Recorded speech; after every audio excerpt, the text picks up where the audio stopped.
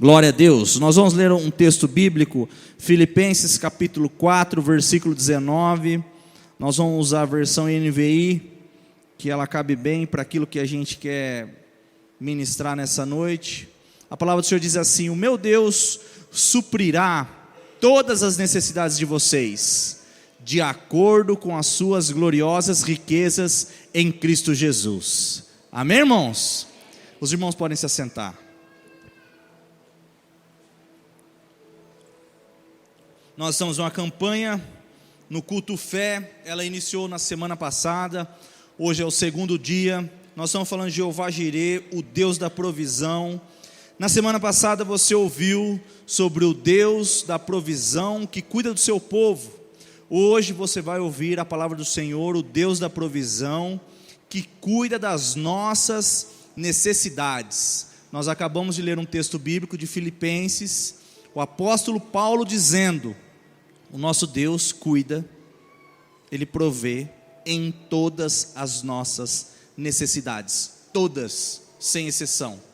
Nós sabemos que o ser humano é formado por corpo, alma e espírito, e eu dividi essa palavra hoje em três partes, três momentos. Hoje nós vamos falar sobre o Deus da provisão que cuida das nossas necessidades físicas, das nossas necessidades emocionais e das nossas necessidades espirituais.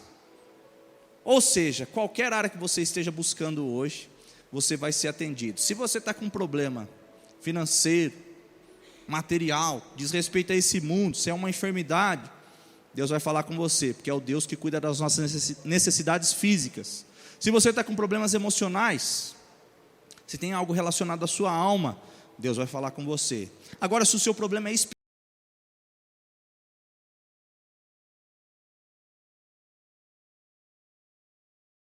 necessidades em todas as nossas necessidades. É interessante, irmãos, que se você fizer uma análise do contexto que Paulo está escrevendo em Filipenses, ele está falando com as pessoas que contribuíram para o seu ministério. Essa igreja contribuiu ativamente para Paulo poder pregar na Macedônia, e ele faz um agradecimento a essas pessoas. Olha, agradeço a vocês. E ele diz assim: olha, eu não estou focado em riquezas materiais, eu não me importo com isso, porque eu sei viver tendo pouco, e eu sei viver tendo bastante. Eu sei viver, eu sei ser grato a Deus, mesmo passando fome e necessidade. E quando vem bastante, como quando vocês ofertaram na minha vida, eu continuo agradecendo a Deus. As ofertas que vocês me enviaram foi como uma oferta de cheiro agradável ao Senhor. Subiu a Deus com um cheiro agradável, um aroma suave. E aí ele diz o texto que a gente acabou de ler, que Deus suprirá através da glória de Cristo Jesus todas as nossas necessidades. É interessante, irmãos, que as pessoas gostam desse versículo. Deus vai suprir as minhas necessidades, mas a pessoa não faz uma análise do contexto. Com quem que Paulo está falando?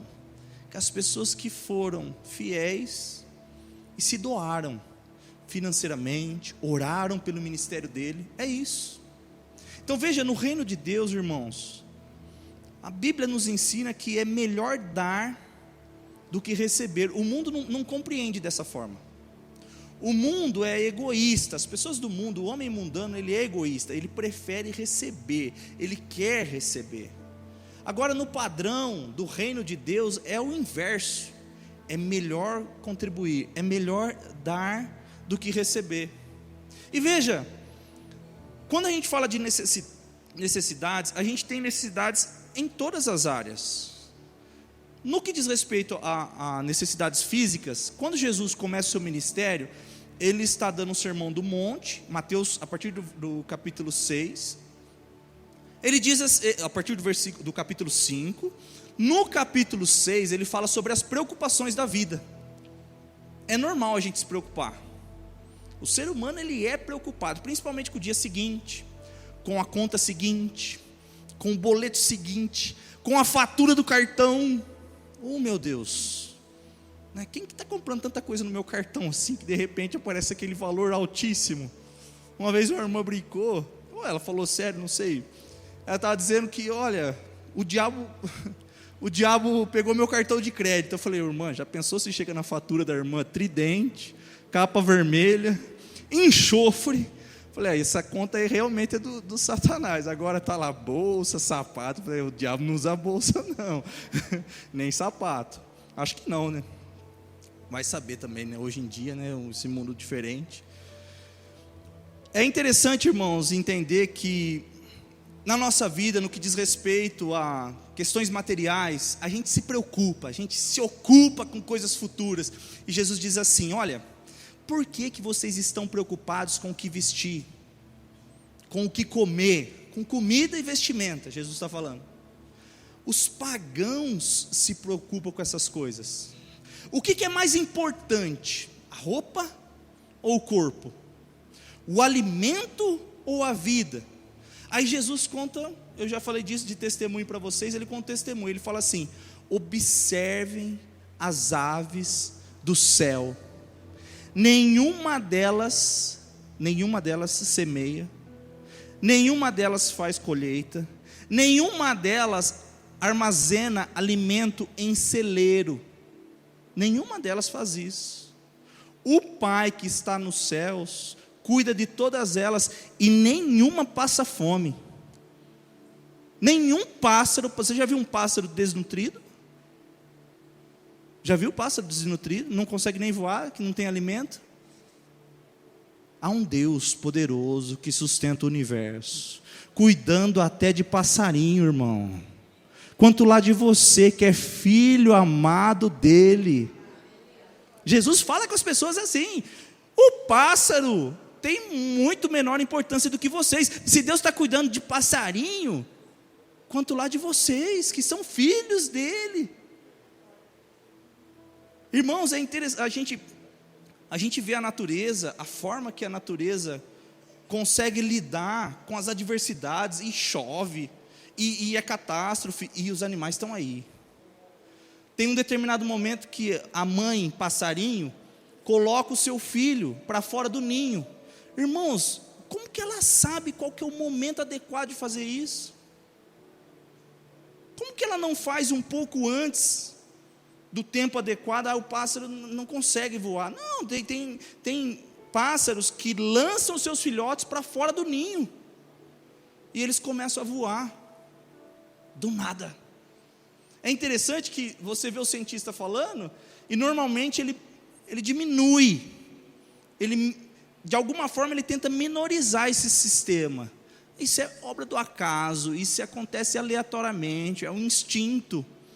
E a gente vê através da palavra de Deus, Jesus falando que há um Deus poderoso que sustenta esse sistema. E às vezes nós não conseguimos perceber a beleza que há na vida e o cuidado de Deus para com todas as coisas e principalmente para com seus filhos. Ele diz, observem as flores do campo, os lírios do campo. Salomão, que era muito rico, ele não conseguiu se vestir como essas plantas, como essas flores, tanta cor, tanta beleza, o aroma, o perfume dessas flores. Salomão não conseguiu se vestir assim. É Deus que está cuidando dessas plantas, que está colocando cor, cheiro. Aí Jesus diz assim, essas plantas estão aqui, daqui a pouco não estão mais. Agora vocês não, vocês são a vida eterna.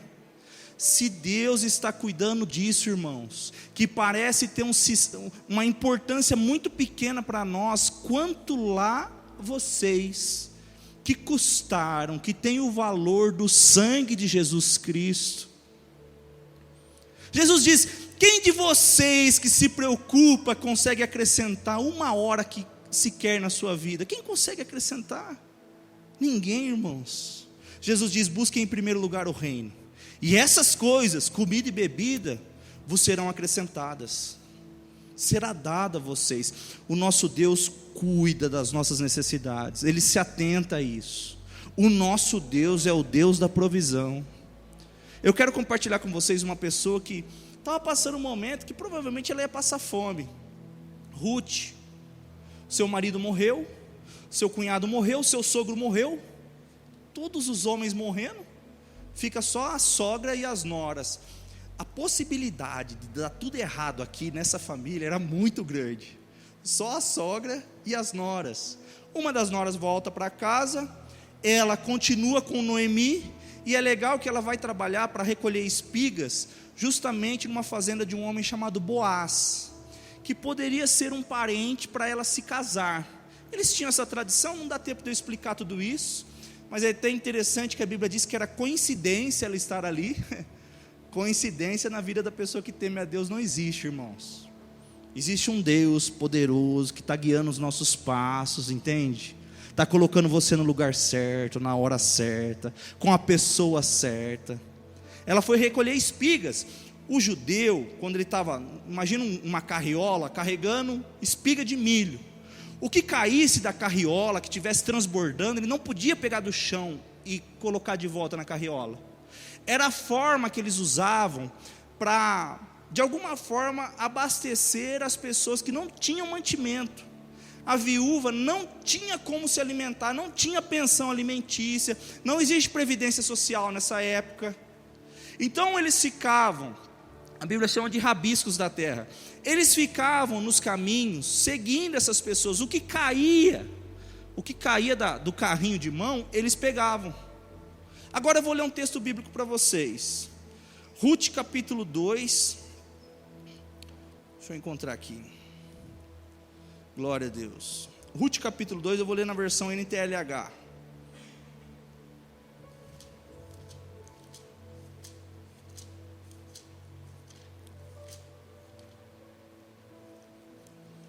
Ruth capítulo 2, eu costumo ler no celular. Parece que essa Bíblia nem tem Ruth aqui, irmãos. Meu Deus. Ruth capítulo 2, versículo 14. Olha o que a Bíblia diz. Na hora do almoço, o Boaz, ele viu a Ruth, ele já achou ela bonita, e viu que ela estava trabalhando. Aí ele falou assim: vem aqui, pegue um pedaço de pão e molhe no vinho. O fazendeiro chamou a mulher viúva, miserável da fazenda, menos do que escrava, era a posição dela, ele chamou para comer com ela. Então ela sentou-se ao lado dos trabalhadores, e Boaz lhe deu cevada torrada. Ela comeu até ficar satisfeita, e isso é legal. As pessoas não conseguem encontrar satisfação na vida.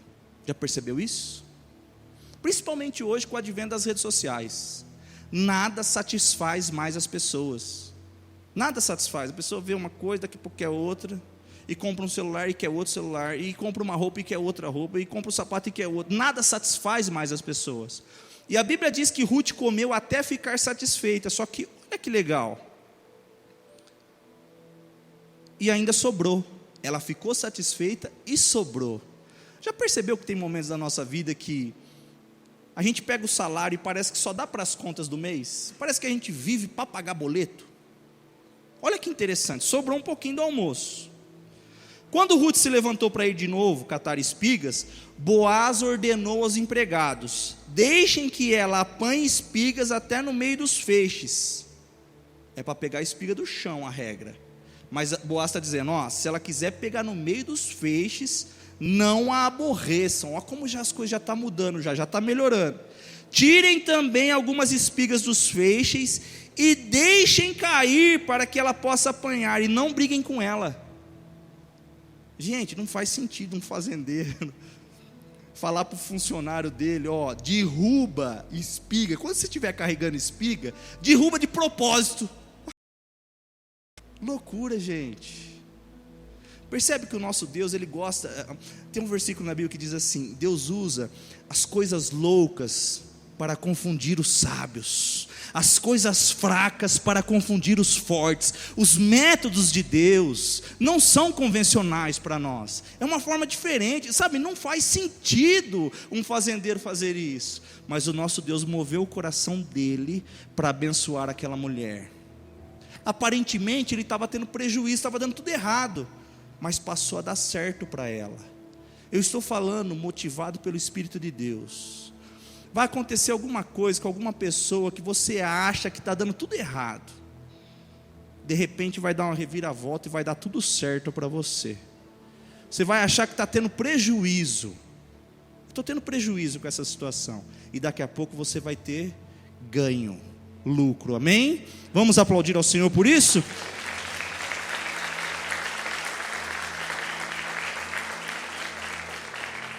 Versículo 17. Assim Rute catou espigas no campo até de tarde, depois debulhou os grãos de espigas que havia apanhado, e estes pesaram quase 25 quilos. 25 quilos de milho, irmão. Lá na loja a gente vende, e é difícil pegar às vezes, viu? 25 quilos ela apanhou e debulhou em um dia. Pegou a cevada, voltou para a cidade, mostrou à sua sogra o quanto havia catado. Também, isso aqui é sensacional. Gente, é uma viúva que está passando necessidade. Aí ela vai ver a sogra dela, e aí lembra que tinha sobrado comida do almoço? Também lhe deu a comida que tinha sobrado do almoço. É muita nobreza, né, para um coração. Por que ela não guardou para o dia seguinte? Vou guardar aqui, né? A minha sogra vai lá catar espiga também. Sobrou um alimento, está aqui, sogra. E a sogra comeu. Lembra do versículo? Não se preocupe com o dia seguinte, basta cada dia o seu mal. Quem de vocês que se preocupa pode acrescentar uma hora que quiser na sua vida? Você não consegue acrescentar. Essa mulher viveu na pele a provisão das necessidades físicas. Deus cuida das nossas necessidades. O primeiro ponto é as necessidades físicas. Deus cuida, irmãos. Segundo ponto, necessidades emocionais. Sua alma, suas emoções. Nós temos alma, emoções, vontades. No Salmo número 42, no primeiro versículo, não precisa abrir. A Bíblia diz assim: a minha alma é como, o versículo diz, assim como a corça anseia pelas águas, a minha alma anseia por ti. Recentemente eu estava vendo o João jogar um joguinho, e era um joguinho simples, é um triângulo, você tem que encaixar num triângulo. Um círculo, você encaixa no círculo. Quadradinho, encaixa no quadrado, é simples. Tem os formatinhos lá. Ele gosta muito de Toy Story, é o desenho preferido dele. E aí a minha irmã fez com que eles estão trabalhando, fez um desenho assim, ele tem que encaixar o Woody no formatinho do Woody, e ele sabe. O Woody cabe exatamente aqui, pum. A Jessie cabe exatamente aqui. O formato do bonequinho cabe exatamente. E eu estava vendo ele brincar, ensinando ele, e o Espírito Santo falou comigo. Eu falei, não acredito que o senhor está brincando disso aqui comigo aqui também. Igual um pai, eu estava brincando com meu filho, e aí o Espírito Santo falou, existe uma lacuna no coração das pessoas, que só o meu Santo Espírito encaixa. Você pode tentar pôr qualquer coisa ali, não vai dar certo. Não vai encaixar. Ou vai ser muito grande, ou vai ser muito pequeno, não vai ter o formato adequado. O salmista diz, eu anseio pela tua presença, assim como a corça anseia pelas águas. A corça é um animal semelhante ao cervo. Sabe o cervo do Pantanal? Quadrúpede. Uma vez eu falei disso, a Amanda falou, eu achei que corça era um passarinho. Eu falei, mas de onde você tirou isso? Não, porque tem um carro que chama corça. Eu falei, mas o que tem a ver? Acho que ficou pior ainda, né? O pássaro, não tem nada a ver. A corça, para vocês saberem, não é um passarinho. A corça é um animal semelhante a um cervo. O que os pastores fazem no deserto? Eles prendem a corça.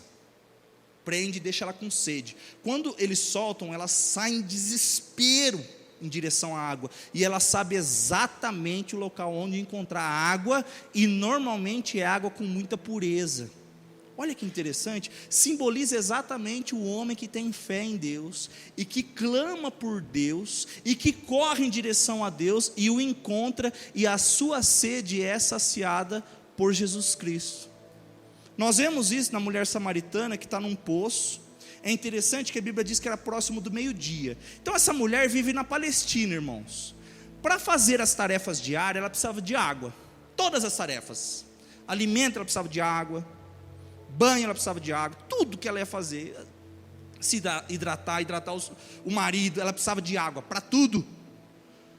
Como era Palestina? Palestina é o seguinte, durante o dia, meio-dia, é próximo de 50 graus. E à noite, em alguns momentos, chega a temperaturas abaixo de zero.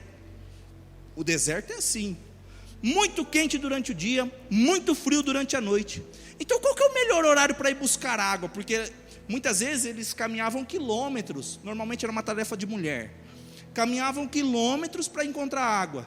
O melhor horário para ir, ou era muito cedo, ou no finzinho da tarde, porque era na transição. Não estava tão calor do dia e nem tão frio da noite. Então esse era o melhor horário. Provavelmente, eu imagino um povoado cheio de pessoas, e as mulheres todas indo juntas, né? Mulher nem gosta de relacionamento, né? Todo mundo indo, as mulheradas, todo mundo, vamos juntas. Normalmente era até mais seguro, né? Imagina naquela época a probabilidade de acontecer alguma coisa. Então as mulheres iam juntas, é natural isso da mulher, né? O homem vai no banheiro, você convida seu amigo para ir no banheiro? Vamos comigo no banheiro? Mano, que negócio esquisito. A mulher o que faz? Vai no banheiro, até para ir no banheiro, vamos comigo? Vamos. Aí vai 2, 3, 4, vai no banheiro, todo mundo junto lá. As mulheres estavam indo pegar água, e essa mulher não foi no horário do coletivo. Ela não foi no horário que todas as mulheres iam. Ela foi meio-dia. Gente, ninguém ia buscar água meio-dia. Ninguém. O vaso, a Bíblia chama de cântaro, era um vaso, um jarro de barro, eles enchiam de água, era pesado.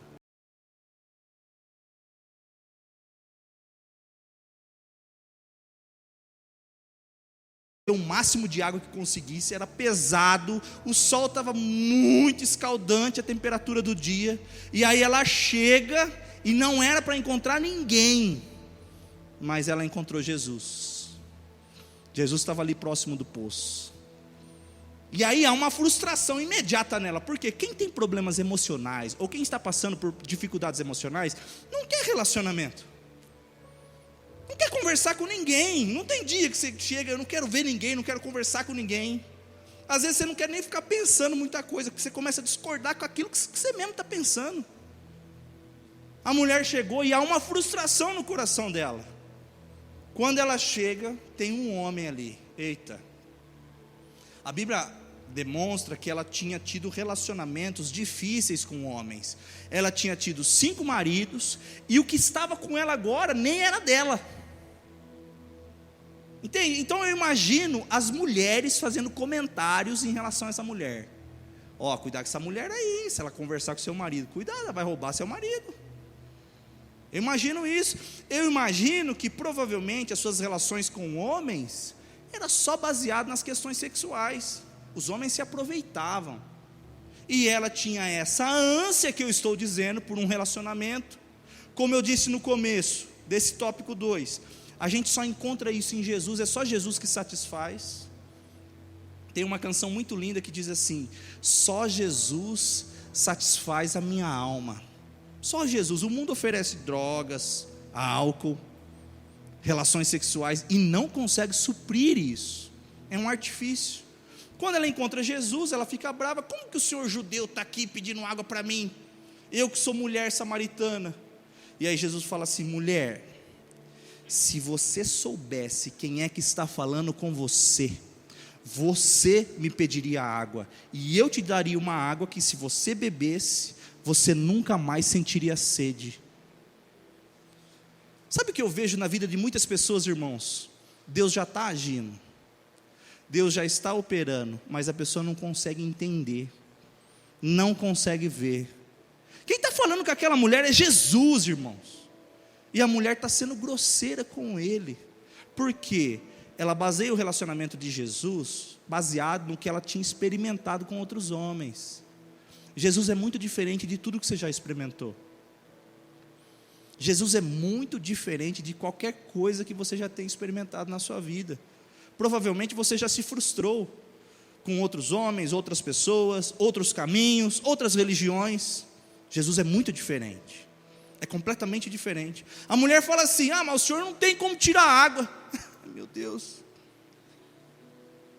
Jesus está falando de algo sobrenatural, e a mulher está falando: o senhor não tem com que tirar a água do poço. E a gente faz esse julgamento, e provavelmente no seu interior você está fazendo uma censura. Nossa, que mulher burra. Não está entendendo nada. Gente, quantas vezes Jesus está agindo na sua vida e você também está sem entender nada? Será que as pessoas estão olhando e falando, que irmão burro? Que dificuldade de entender a forma de Jesus agir. Aí Jesus fala de rios que fluem do interior. Sabe, quando você se liga à fonte, que é Jesus, você nunca mais sente sede. Tomar água de uma cisterna é muito diferente de tomar água de uma fonte. As pessoas costumam querer tomar água de cisterna, uma água que fica acumulada. Quando você vai na fonte, o sabor é diferente, a vida daquela água, a temperatura é diferente, completamente diferente. É por isso que você tem que ter um relacionamento diário com o nosso Deus. Diário. Quer parar de ter problema emocional, irmão? Lê a Bíblia todo dia. Ora todos os dias. Você vai ver como sua alma vai mudar. Jesus mudou, transformou a alma daquela mulher. Tanto é que ela esqueceu o cântaro dela. A Bíblia diz que ela deixou o cântaro, deixou. E ela foi falar para todo mundo o que Jesus tinha feito. Veja, a mulher que evita pessoas agora está contando testemunho para todas as pessoas. Ela quer ver pessoas. Ela quer desenvolver relacionamento. Olha a mudança, irmão. Olha a transformação. Deus supre as nossas necessidades, inclusive as nossas necessidades emocionais. Para a gente encerrar, necessidades espirituais. Somos formados de corpo, alma e espírito. No que diz respeito ao espírito, claro que nós vamos falar de mundo espiritual. Mundo espiritual, irmãos, as pessoas, muitos, inclusive cristão, vive atormentado por espírito maligno. Vive atormentado. Há discussão no meio teológico, mas o crente fica endemoniado, não fica. Eu não quero entrar nessas questões, nesse mérito. Eu sei de uma coisa, tem crente que vive atormentado por causa de espírito maligno.